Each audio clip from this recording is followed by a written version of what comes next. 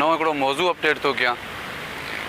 तव्हां जेको हुजूम था ॾिसो, हीअ रश था ॾिसो, गाॾियूं ब्लॉक था ॾिसो, हीअ रोड ते माण्हुनि जो रश था ॾिसो, दरअसल इहे सभु ज़ुल्म जे ख़िलाफ़ु बीठा आहिनि कंहिं ऑफिस में, जिते रोज़ जो इंसान जो रोअण हूंदो आहे। कराची में इंसान पंहिंजूं मसवाड़ियूं पूरियूं करे या पंहिंजो राशन वठे या रोज़ जा ख़र्च पूरा करे। यकीन कयो जेको हेठें तबिके जो जेको मज़दूर तबिको आहे, इंसान आहे, उनजी मफ़लूज ज़िंदगी थी वई आहे। ॿारनि जी पढ़ाई, इलाज, उहो सभु हिकिड़ी साइड ते रखो, राति ॾींहुं इंसानु पंहिंजे पोरियो थो करे, पूरत कोन्हे। हीअ सभु जेका बि तव्हां रश था ॾिसो, इहे सभु वापडा जे ख़िलाफ़ आहिनि। हिते असां वटि वापडा चवंदा आहिनि, हिते के इलेक्ट्रिक चवंदा आहिनि, ऐं किथे हेस्को चवंदा आहिनि, किथे सेप्को चवंदा आहिनि। इहे सभु हराम पायूं ऐं घटिया क़िस्म जा नाला रखी अवाम खे इहे फुरण जे चकर में आहिनि। ऐं इन में सभु मुलविस आहिनि।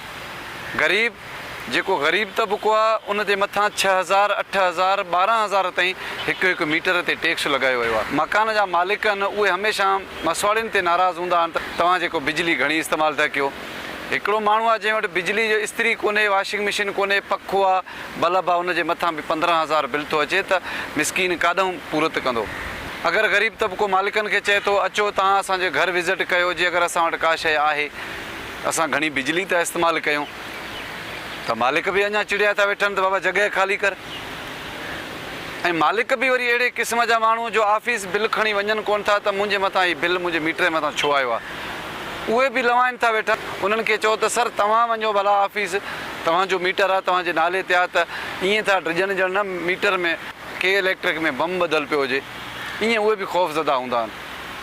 ख़ुदारा जिन्हनि खे अलाह पाक जॻहियूं ॾिनियूं आहिनि, इन जेके मसवाड़ी वेठा आहिनि, उन्हनि जो थोरो ख़्यालु कयो। हीअ मां वीडियो सिर्फ़ु उन्हनि लाइ ठाहियां थो, हिकु त तव्हां हीअ हशर ॾिसो त केतिरो ज़ुल्म आहे ग़रीबनि सां। लेडीज़, औरतूं, ॿारड़ा 8-8, 10-10 कलाक सुठियुनि सोसाइटियुनि में बिजली कोन्हे। ॿियो वरी उन्हनि जो मथां 12000 रुपया हिकु मीटर ते हिननि जो टैक्स आहे। त हीअ ग़रीब काॾे वञनि? जेके मकान जा मालिक आहिनि, उन्हनि खे मां आइनूं थो ॾेखारियां। अछो त तव्हां ॾिसो, तव्हां हमेशह मसवाड़ियुनि ते नाराज़ हूंदा आहियो। तव्हां पाण बि उथो, पाण बि वञो कंहिं ऑफिस में चकर लॻायो, त तव्हांखे हुते ख़बर पवंदी। तव्हांजो मीटर आहे, तव्हां उन बिल खे घटि कराए सघो था। बिजली 8 कलाक 12 कलाक बिजली कोन थी हले। हीअ सभु जेके बि आहिनि ग़रीब जे खीसे मां पैसा कढण जे चकर में आहिनि। सभु इदारा जेका रही कोई मानी आहे ग़रीब जो, जेको खाए थो 3 वेलनि जी मानी, 2 वेला 2 वेलनि मां अची 1 वेले ते पहुतो आहे, इहो 1 वेलो बि खसे, इहो ग़रीबनि खे तबाह करण जे चकर में आहिनि। सभु इदारा पाण में मिलियल आहिनि। के इलेक्ट्रिक इहे अलॻि अलॻि नाला ॾेई ग़रीबनि खे अञा बि ग़रीब करण जे चकर में आहिनि। त ख़ुदारा तव्हां सम्झो, तव्हांखे अलाह जॻहियूं ॾिनियूं आहिनि, तव्हां इहे मन मस्तियूं कयो था, मसवाड़ियुनि ते सदाईं तव्हांजी नाराज़गी हूंदी आहे। त तव्हां हाणे ॾिसो केॾो हशर लॻो पियो आहे। पूरो मलीर एयरपोर्ट जे भरिसां जेको ऑफिस आहे, उन ऑफिस ते हिननि जो एहतिजाज आहे। पूरी मलीर डिस्ट्रिक्ट जा माण्हू परेशान आहिनि, हर जॻह ते हिननि जो एहतिजाज आहे। हिन वीडियो खे वधि खां वधि शेयर कयो।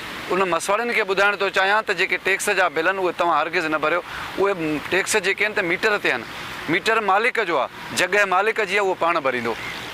ऐं तव्हां कॾहिं हिन जा टैक्स न भरियो, तव्हां सिर्फ़ु बिल भरियो जेको तव्हां वटि करंट बिल अचे थो। अलाह ने ख़बर।